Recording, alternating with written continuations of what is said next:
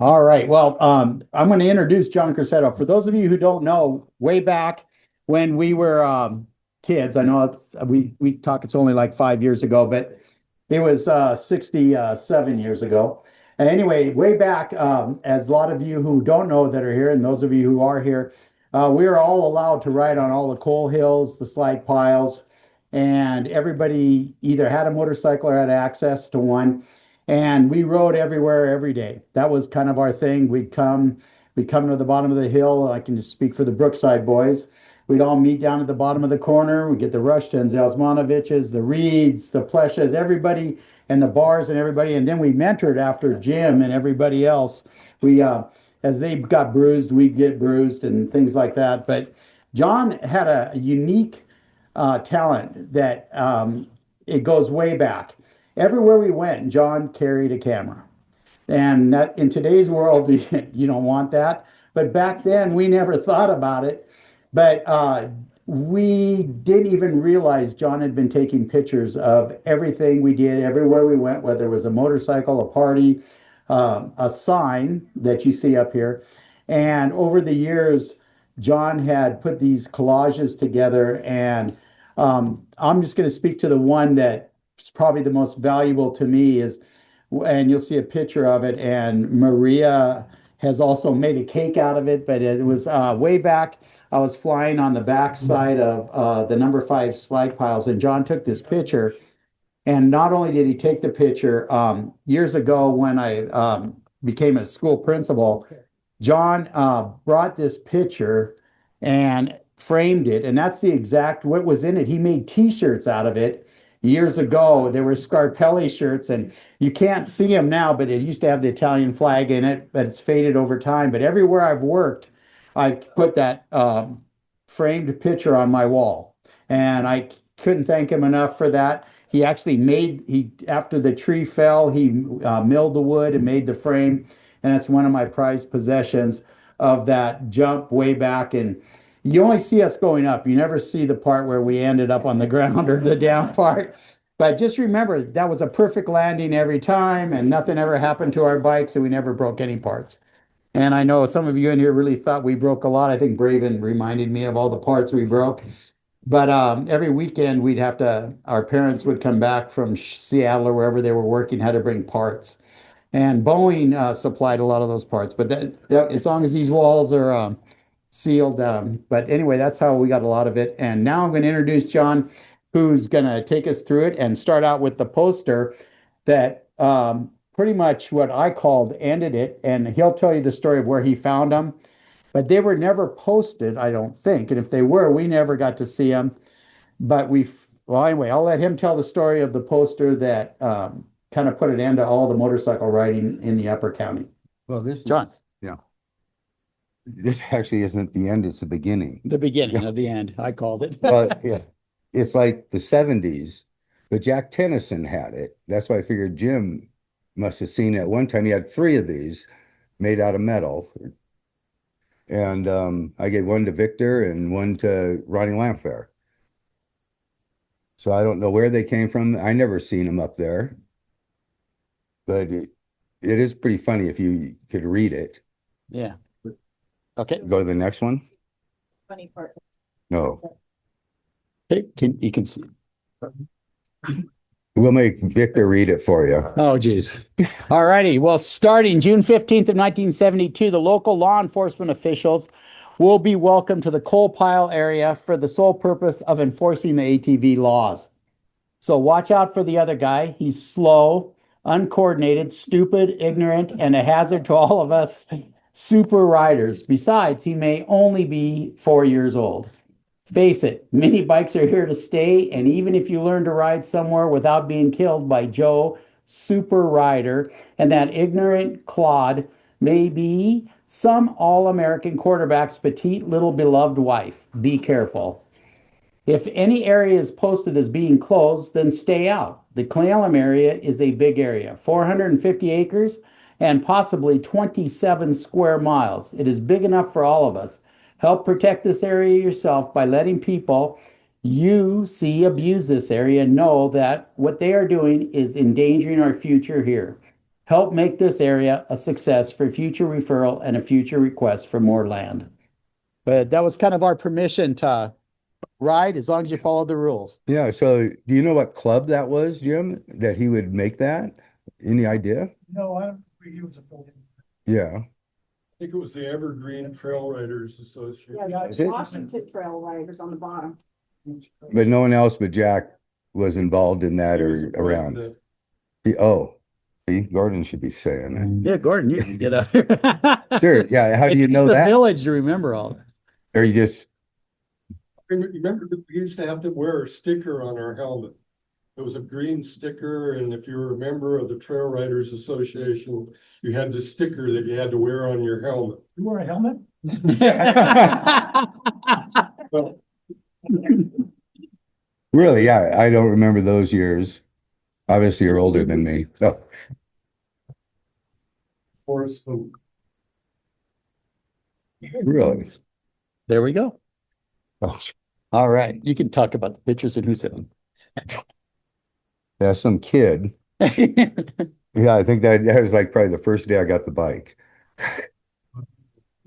And I still have the helmet and the bike. Scary as that is. That's Kenny Dunn, my cousin. He's one of the Dunns from the mink ranch. Oh,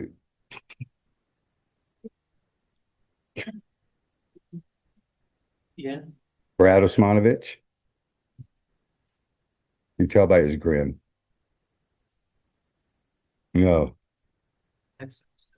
yeah, that everybody wanted.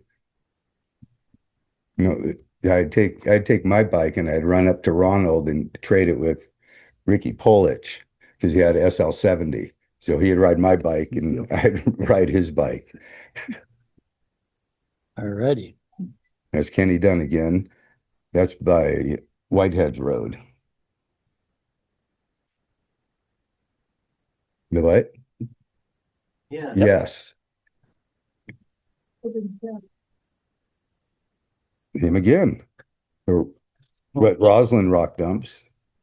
That's what they used to look like. A good one. That's, I'm trying to be like Jimmy there. I don't know what that was. Flying W.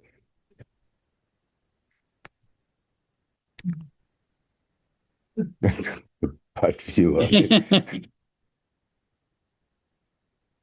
There's a lot of parts broken that day. Yeah, That's still you? that's still me. You tell by the helmet. You're like a No, I'm- photography teacher. You got to talk to him. Oh. Yeah. Still me. Who's that? That's Kenny again. Kenny again. Tell by 13. A cool picture of Roslyn in the 70s. Yeah, where's that? Where are you standing? Yeah, where are you taking the picture from? That's the. From the rock dumps in Roslyn, looking at Wyco's or City Hall.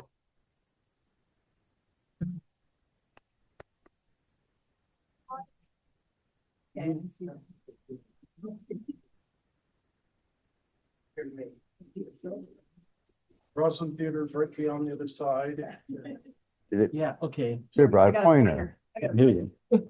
Is the family? Oh, here you go. There we go. Maria's got her. There he is. Where's the Roslyn? Where's the picture? Fire station. So is that the gas station? Oh, I see. You see the top of it right above it. And there's, let's see. So then, and then Russian's house is right, Right there. right there. The shed. And then is the foundry there still? Down farther to the left. It's way to the left. To the left. Way to the left. It's not in the Look picture. at that black thing right there, Michael. That. Yeah, what, That's the, is that, what's that next to the gas station? Trees. Use your fingers to make it bigger. Yeah. I was gonna. See if it will go bigger. that's, You sure that's the gas? Yeah. That's the gas station. yeah, that's Cascade Motors. Tricky. So I So don't know is if we this can the make little this bigger. grass field by the little dipper? Yeah. There we go. And then you're There we looking go. Oh, across there.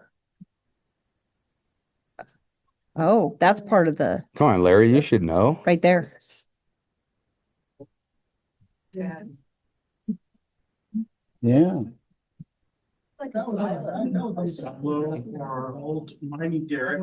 It's part of the dip. I think it's part of the old mine. But, so that's the backside of the gas station where they put the coal in, right? Yeah. Hmm. Wow. Yeah, it's pretty cool. Yeah, Is that- notice what it is. No, that's not a. No, you can't see the foundry. That's And That's it's- Adam's house, isn't it, Mike? Isn't that? Okay, Next. Okay. next. Yep. We figured out that, yeah. Okay, where am I? That's, yeah. The what? Whose bike? And It's what my kind is, bike. and what kind is it? It's a Suzuki Duster, 125 Duster. So tell them you and Vivian both had twin bikes. Both. And then Karen, we didn't want to give a bike to. Oh, you see why? Yeah, Over the years that John. and one is that other one. Two bikes became one. Viv never cared. Vivian never rode any. We already seen these. Okay, You're going the wrong way. how about, is that you? Yeah, that's just. Oh, look at a color one. Me again. We need other people And pictures. John actually had motorcycle boots. We all had tennis shoes. I wish I still had those. Yeah. Okay, where's that at and who's in it? And that's the Coal Hills. And number 5. I think that's Karen without pants. Is that you and Viv? Hey, you guys, you can call Oh, out is if you Viv know it. behind you? Is that Viv behind you?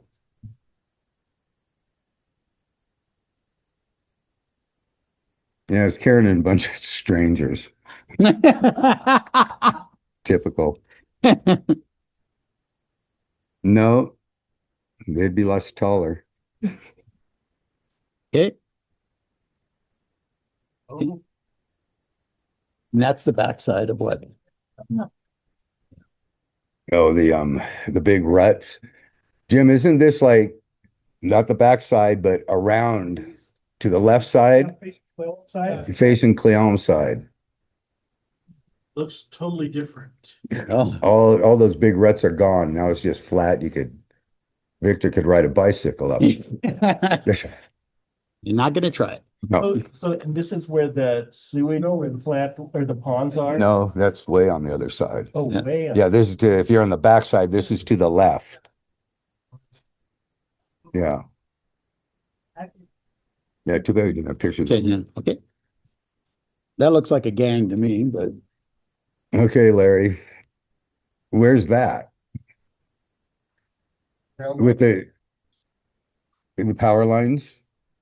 Yeah, there, Looks like. I think, yeah. you're looking south there. So coal piles would be this way. Behind you. Good point. On the profile. Yeah. who's that? No idea. Just people. Karen must have taken these. That's the back of my tail light. Yeah, there's a good one of how deep the ruts were that you rode through. And is that a number 5? That's number 5. Yeah. It's the backside. Yeah. Roslyn never had Yeah. ruts that deep.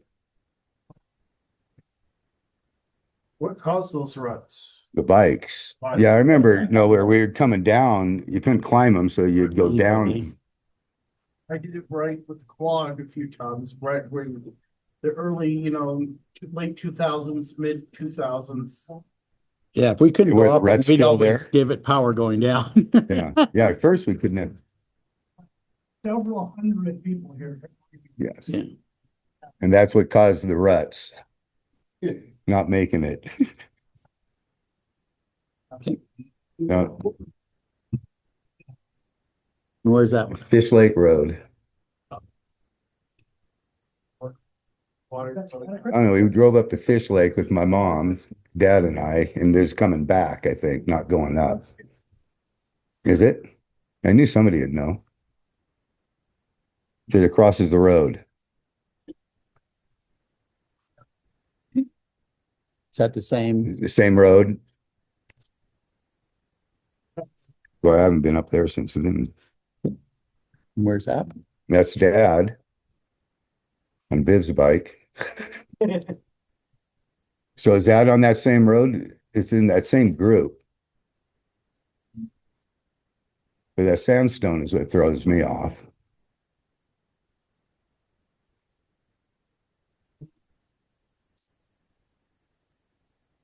That's out at Tianaway at the farm, And that's Trail 50. 50. Yeah, I was gonna say.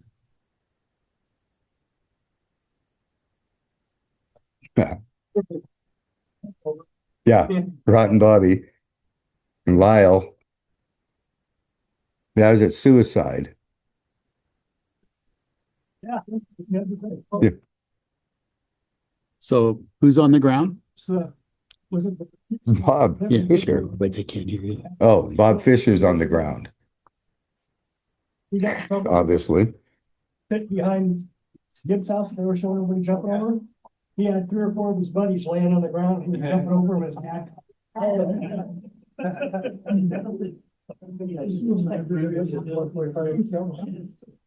There it is. There's Gail and Nancy and Chuck Reed waving to everybody.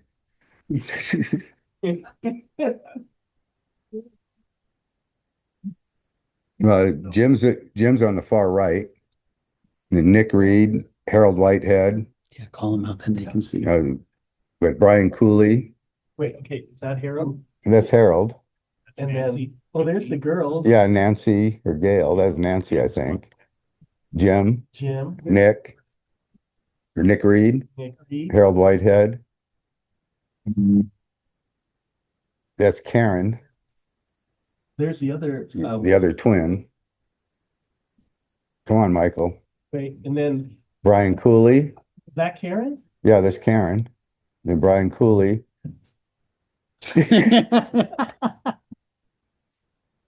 Gar Hill. Randy Lamfair and Ronnie Lamfair. So put the numbers on those bikes and shirts. Did you guys hold races? We went to, yeah, they used to have. Keep that into the. But Did you? The question was, did you hold races based on the numbers on the motorcycles? And talk louder, Jim.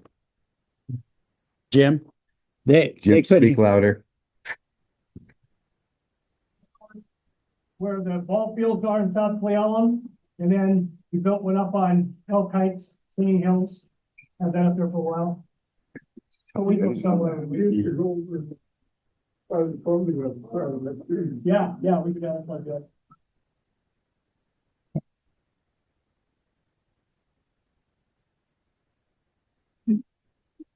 who's that? I can't see the number. Is that Jim? Jim? Hey, Jim, is this you? Upside down crashing. Yeah, that's what I figured it was you. Yeah. Yeah, that's you.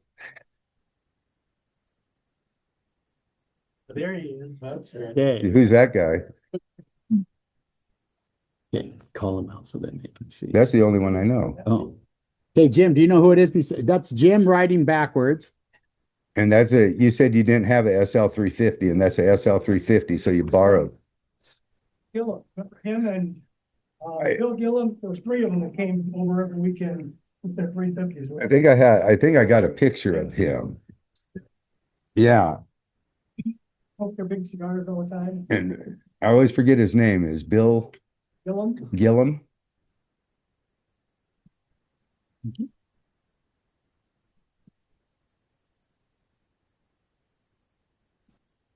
He always had that smirk. Yeah. He could ride his bike better backwards than forwards. So. Yeah.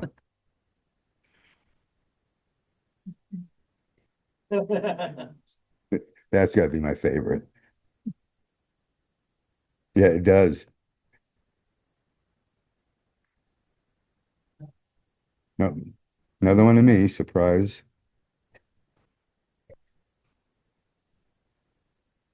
That's you too? No, No, that's a Nelson. you can tell by his legs. It's Ronnie Lamphere. one. Yeah. And he always had the pants taped up. Sorry, boots, they're tape. Yeah, they're taped. Who are these guys? Well, that's me on Brad's bike, Brad Osmanovich's bike, because that's his, and I'm not sure on Who's who it that from? is. I don't know. Greg Barr was riding the Persang back then. And he could get up on that, not that big hill, but right about where those pictures are taken. There's a little hill about 2 foot high, and he'd run his bike up on there. And then Thank you. shut it off and roll it backwards and drop the clutch and it started in reverse. Yeah. Oh, gee. So then he talked to people, hey, you want a drag race? And you go, well, yeah, they pull up beside him and he dump the clutch and shoot dirt out in front of him. A two-stroke, you could do that. Yeah.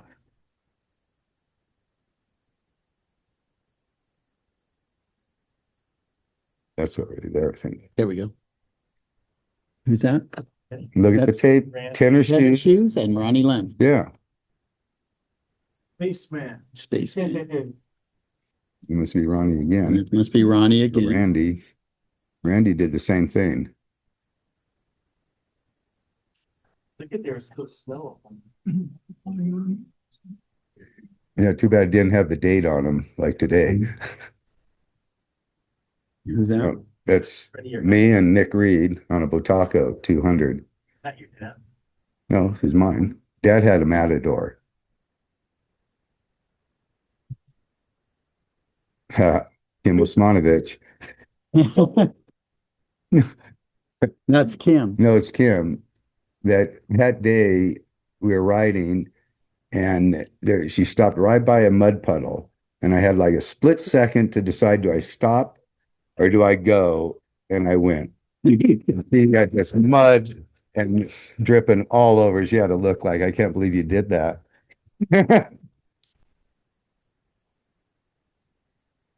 Yeah, that's me on Karen's bike.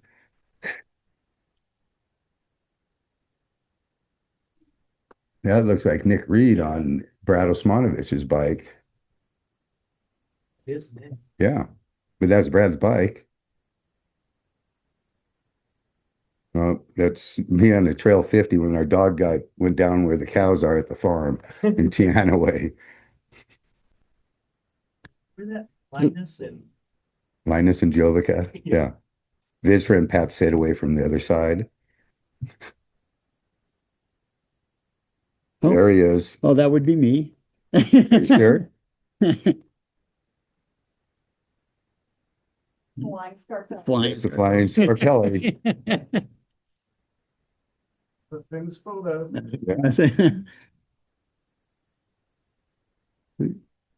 Nick would know who that is. Mark Boyer, yeah.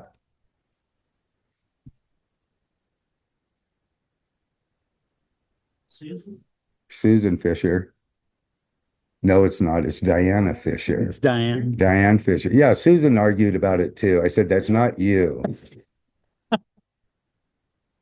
Yeah, we did. I think she still thinks it's her. But it's Diane.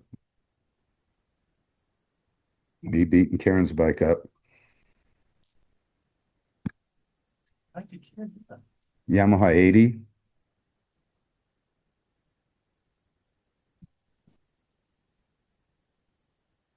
Who are Those are, those characters? these are guys I worked with when I worked at Firestone, or actually it wasn't Firestone, it was B.F. Goodrich next door.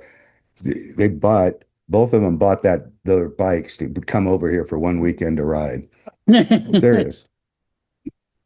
Look at that Toyota Jeep back there, like, Say's, Bob Say had one and Wyco.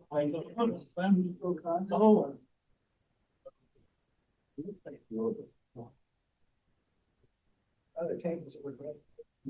Yeah. Me freezing.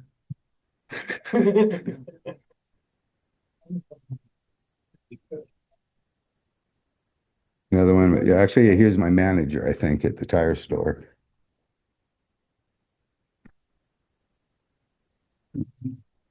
Can't tell who these. Yeah, I have no idea. I keep looking at this figuring, I don't know where I was to take that picture. Anybody in the room may know who they are. And it almost looks like this car is banged up. No idea. Hey. Let's see, Nick Reed and I, now this is, you're looking towards to your left is where the ponds are. Oh, yeah. Yeah. Yeah, Then that, yeah, is that where they get the red? Yep, rock deck there, yeah. That was like that hole down in there. Yeah. If we came from Rushden. Okay. Oh, wow, look at it. Some of the seven. yeah, there's a good view of how deep the ruts were. I think in that Nick Reed, I think.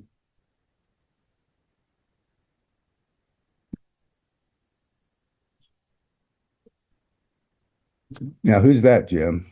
That's, Oh, that's not, yeah, it's the backside of number 5. But that looks like the SL 350. a cigar hanging out of his mouth, Michael Gillum. No, he has a mustache. Linwood? Linwood, Yeah, that's probably one of those guys. Linwood Honda. That's where we got our lights. Is it? No, Lake City. Oh, we got a Lake City. Went to Linwood for. Okay. Who's that? This guy in that same group that was riding that day. That's where I came up with the idea of standing on your seat. We're ready to make it go further. Can we still make it? I'm stuck. Oh, there we go. There we go. That's it. Okay, and where am I at? Good question. I think you're. Yeah. Nope. That's Yeah. where you- yeah, right there. This is a scary picture. This one here? Yeah.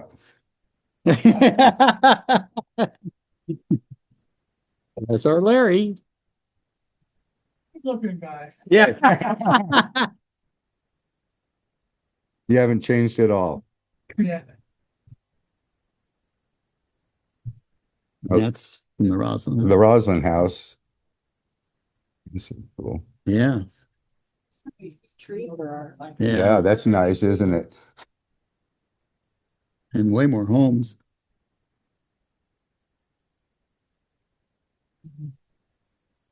Oh, wait, that would be me. That'd be you. Still had parts left. Yeah. Yeah. And I'm not wearing overalls. I can't believe that. Yeah, That is a cool one. that's cool. Oh, Nick. Nick? Yeah. I think all the Reeds have that look. Oh. There's Nick again. Some guy trials riding. Do you look familiar? Yeah, but I don't know. He was really good. I remember that.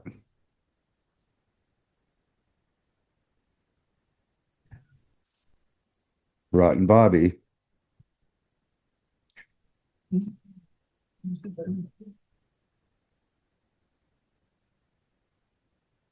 Who that was? I don't.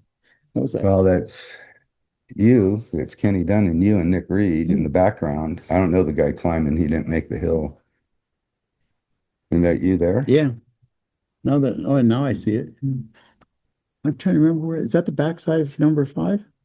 You did those. I think the backside is over there a little bit because that's that track that is back below number 5. So it's, I think, just on the corner Okay. up by the power lines. That's why I thought that sign might be posted, Jim, when I first seen it.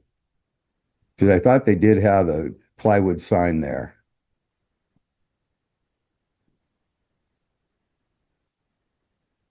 Looks like Brad again.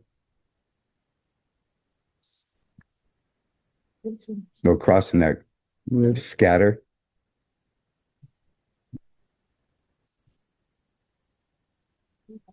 That's a cool one. Yeah, that's the back. Picture of the backside there is a nice one. Yeah. That's where the fires always burn. No, Oh, no. that's actually the back side. Because the field was right there, see that? Oh, yeah.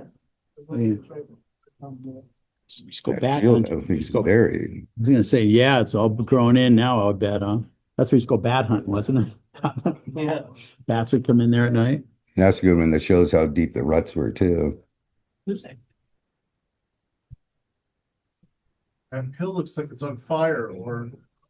I mean, Might have rained that day. Oh, there's. Yeah, one of those Williamson girls.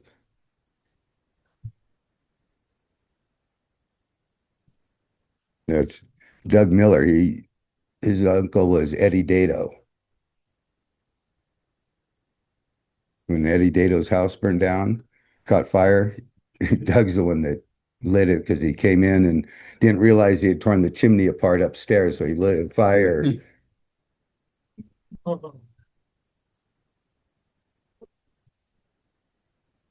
So that's mom. That was on that ride up to Fish Lake. Like the helmet. Yeah. I still have that helmet, but I had to paint it black because Wade didn't want it to have roses on it. He first wore it. No, there she is on Suzuki 80 is a 64, I think Suzuki 80. Yeah, it was street legal. So anymore.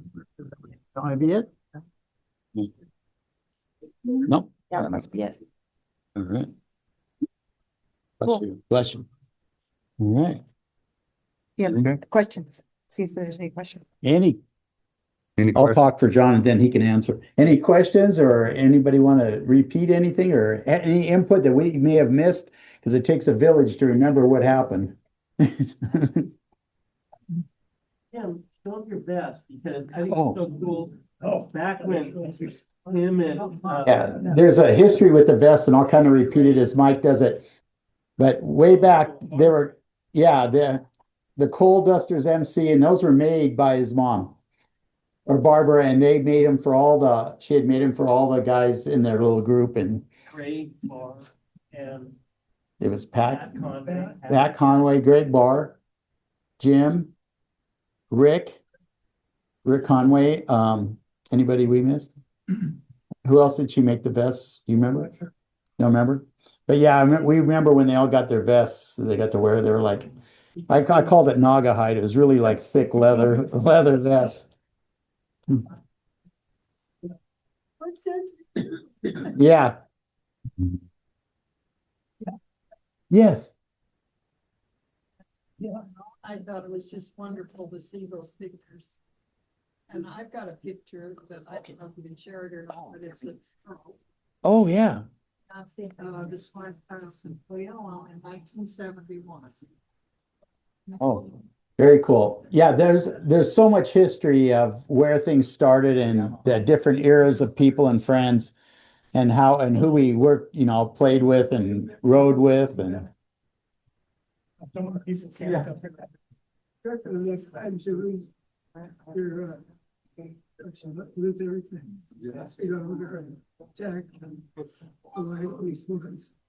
They see your brother.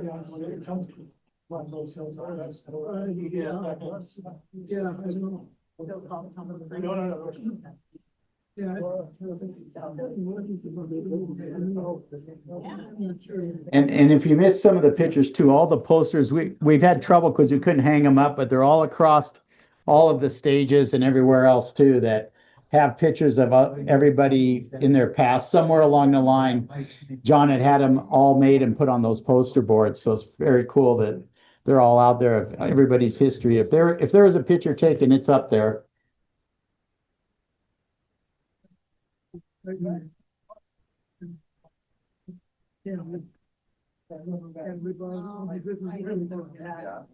John, any other questions? Anybody else have questions or he can pull them up? Oh, go ahead. I know there's still some of it, but when was the big? Yeah. The question was, when did the woods actually close where we are not allowed to ride anymore? Does anybody have the exact? Lyle? No? 92? Fall of 92 sounds like the last one. I know it kind of depended, like when you seen the signs when they started giving tickets and kind of closed everything off. So 92 sounds like was the last. Oh, there you go. What's that? Yeah. Oh, very cool.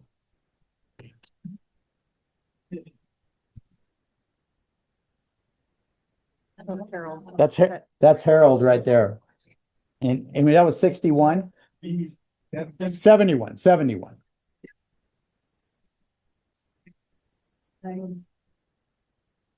That was 350. It's a 350 Yamaha on the top of the slags. Or 250. That's all right. That's very cool. And it's a great color picture. Cindy? Stories, or just maybe come up to the mic and share. Yeah, if you want to come and share your stories, come on up, and I'm sure people would love to hear the different versions of it because sometimes they changed. History changes itself. Oh, good. Here we go, George. That, right up there, who was that came and talked to us? I know we're over mountain, where Mount Otto is now, and they came up and that's when they were trying to get us to all have silencers on our bikes, or they run expansion chambers. And there was a bunch of people from the other side that came to the meeting too. And then when they said that those coal piles were burning, and then all those people thought, geez, we could ride up through that ash pile, like disappear into an ash pile and burn out. Yeah. We all vaporized. All right, come on. Oh, yeah. Just real, just, yeah, I'm George, just a 30-second story, just the joy of writing. I didn't write over here, but I always look at Mike and Maria's pictures when you guys are riding all the time, having a good time. But in 1967, I was in flight school in Pensacola. My roommate had a Honda S90, with knobby tires, and I didn't know anything about it, and I bought it from him. And it's the greatest period of my life where I've enjoyed the most freedom down on Padre Island, Corpus Christi, riding the sand dunes with this S90. I could climb a wall with that thing. And of course, I graduated to the Yamaha 125, then a 250 as the year went by. But I wonder, Mike, do you get too old for this, or can you read? Yeah, what great memories. Would have been wonderful to have ridden in some of these slag piles and all that, but who knows? Talking about the S90, I remember those of you that know Bob Banner, was his grandpa owned the tavern over in Seattle, did a lot of the merchant marines and stuff, and he bought him an S90 from Japan. So it came back in the late 60s or whatever, blinkers on it, muffler, the whole bit. His grandpa dropped it off at his house, and his dad was at work, and he came down to my house. He says, "We got to take the muffler off. We got to get these blinkers off." But Dad never sees them. That was a lot of good memories. And I know one that I want to thank, who kind of mentored us over the years too, that I don't know how he put up with us all the time, but for those of you who know, Cascade Motors was the gas station at the bottom of the hill there. And Oliver Wyko was running that. And I don't know how he put up with us all those years, but we'd go in there, we'd change the air in our tires. We'd change the oil in our motorcycles. And I remember he had this, had the charge system, kind of like Bob Harper did, where you could go in and just sign, I owe you 35 cents or whatever. And if he were around today, I'd just like to say thank you to him for all the great memories and the things he taught us. Or if something broke on our bikes and we couldn't, fix it, he would, stop working on a vehicle or something, come over and help us. And a lot of great memories that he would come and help us with all those things over the years. And yeah, and then for those of you who, one memory that I always remember is when we had mini bikes and we never had a motorcycle. He had become, as for those of you who know, he was the Arctic Cat snowmobile person, distributor or whatever. But then he also had he picked up a motorcycle line called Bridgestone. And he had a Bridgestone demo bike. He had two of them. But we would check out the Bridgestone. You could check it out and you could go ride it for, I forget what our time limit was, but you could check it out and then go ride it. And I don't know how much we broke on that bike, but I mean, we rode it up and down the slag piles, front and side, every creek, every jump we tried with that thing, because it was a street, if I remember right, it was like a street bike. It wasn't really a motocross or an SL type bike, but yeah, we would check out the Bridgestone. So that was one of my favorite memories of when the mini bikes weren't good enough when we were really small. It was, we're going to go check out the Bridgestone and drive it around town. And Just cringe when the mines were still going, we started riding bikes when they had Honda 55s and stuff. And, all these guys would come up with their new motorcycles trying to climb these coal piles. And, they'd go up there and make it halfway up and then get off and their bikes would tumble down to the bottom. We couldn't climb anything, but we could come down stuff really good. The easy side, we could come down. So we'd sit there just watching their bikes crash. yeah, Like to sneak my dad's, I was a lot smarter those days. I sneak my dad's Honda 55 out. A couple of us would hop on that double and go right around the coal piles. It was a 63 Honda 55. Was a couple of years old, ride it around and then bring it home. And so he didn't get in trouble for sneaking it out of the yard, stick a drill up to the speedometer cable and rewind it. I can remember, for those of you, as things progressed, like Jim was saying, there were different groups that came over, and then they decided they were going to have a hill climbing competition on the backside of the Roslyn rock dumps. And I can remember you had to be in a certain class, you're a 125 class or a Suzuki or a 600. I can't remember all the rules. But I remember one day, people like Jim said, they would go up and they either get it stuck in the middle and the bikes would come tumbling down with the person or without. But I can remember one day it was a Saturday. That's all I remember is Jim. He had the 125, and I don't know if you remember this, but he joined the 600 class. Because we all had rode those things all week long and we knew where all the hard, I won't tell all the secrets, but we knew where all the hard spots were on the hill. And I remember Jim, this guy going up with the 600 bear almost made it. And then it tumbled all the way down. And then Jim goes right up from the right side all the way up. And I don't even know if he hit third gear, but he went right up the side of it and we're right around him. But yeah, it was just great memories of everybody up in the upper county riding bikes. Oh, come on up.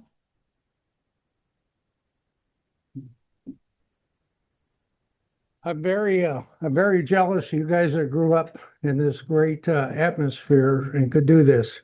I grew up in a little town of Port Townsend. We did the same thing. And I had a high school teacher. He was only 23 when he started.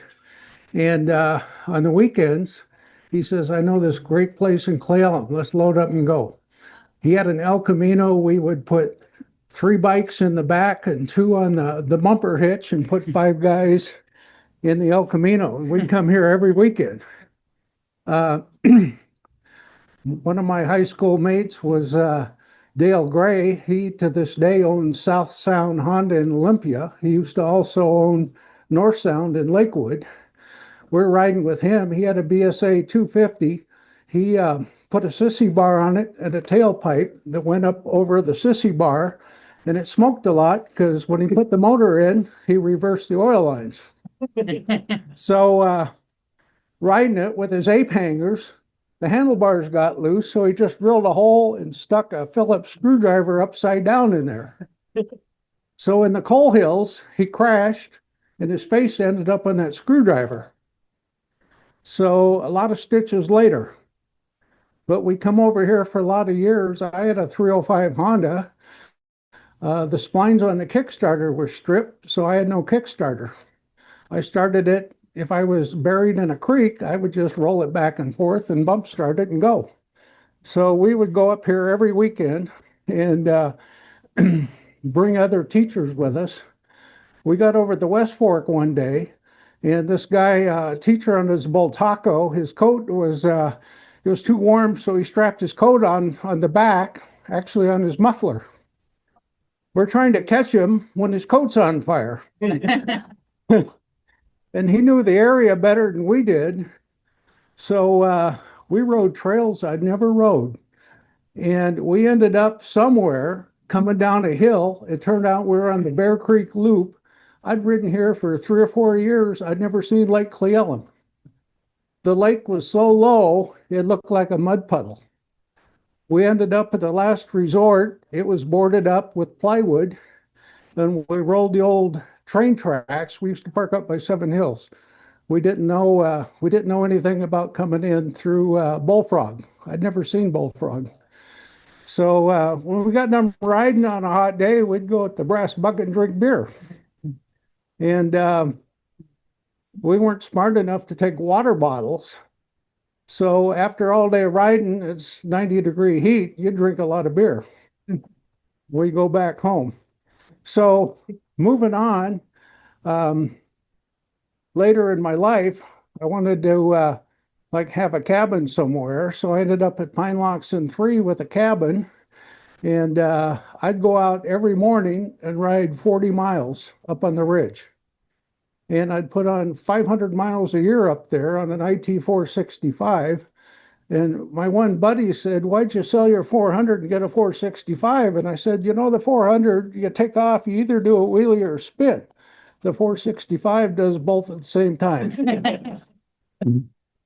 So my recollection is the coal hills were shut down in about 83. There was a lawsuit. Somebody got injured. There was a lawsuit against Burlington Northern. It was shut down for just a few years. And it started up, and there was a big thing in 91.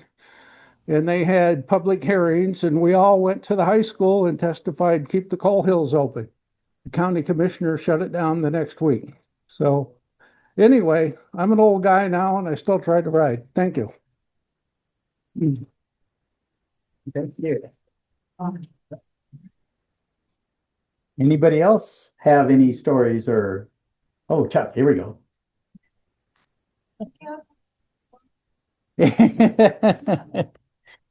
Another one of the Brookside boys, they'd come down, the Reeds would come down, the Pleshes, and I'll meet at the bottom. So a typical day when we'd start out would be hitting the rosin coal hills, going to number 5, we'd go up to Suicide.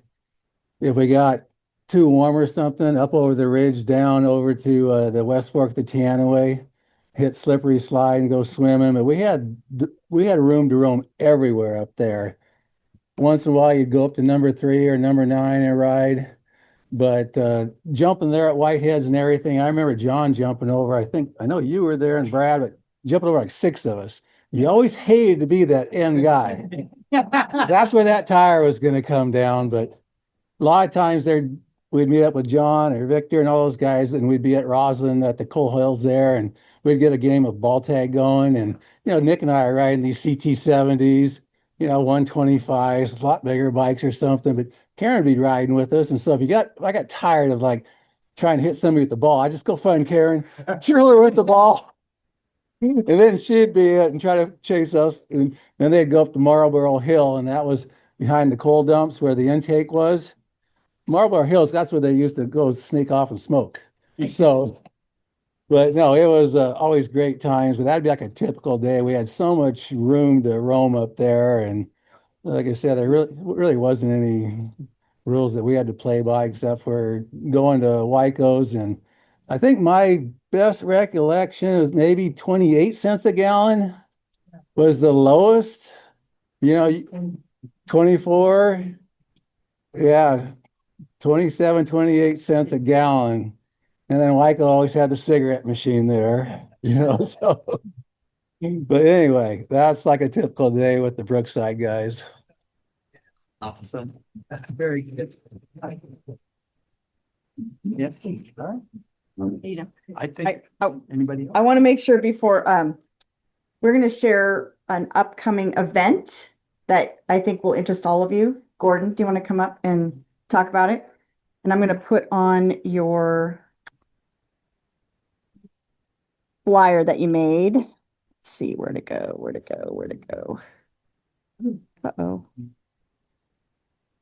No, I thought I had it up here. Go ahead. You tell them I'll get the flyer up on the screen because I do have it up here.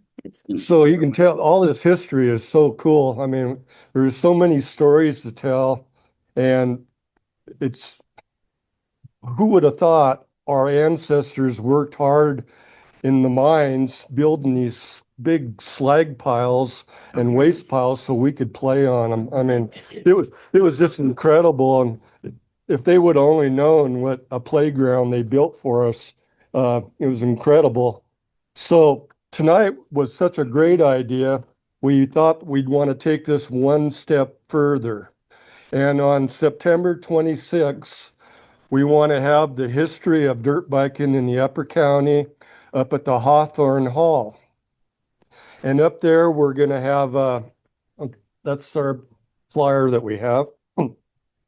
We want to have on display, we figure about 16 bikes from 1980 and earlier. So if anybody knows anybody that has a cool, just a dirt bike, we want to start from a tote goat, and we want to go like a trail 55, trail 90, mini trail 50, anything in that area. I remember up at Von Bargain's when I was a little kid, these guys were like 8 years old or older than me. And I'd go up there to their garage and there'd be all these DT Yamahas in there, 125s, 250s. And it was such a cool thing. So what we want to do is have a display of motorcycles up there. We want to have everybody come up and tell stories so we can document this and put it like on YouTube. So we have, what's really great is most of us are still around living here that participated in all this. So we want to get this documented and shared with everybody while we're still all around. So we have this for future generations to share.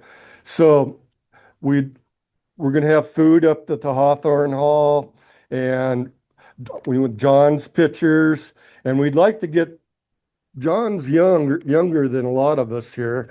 And we were so lucky for him to take these pictures.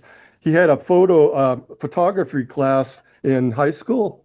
That's why he took these pictures. Back then, we didn't have cameras. I had a little box black Kodak camera that you looked into the top of it, or we had an Instamatic camera with the flash square. That's all we had.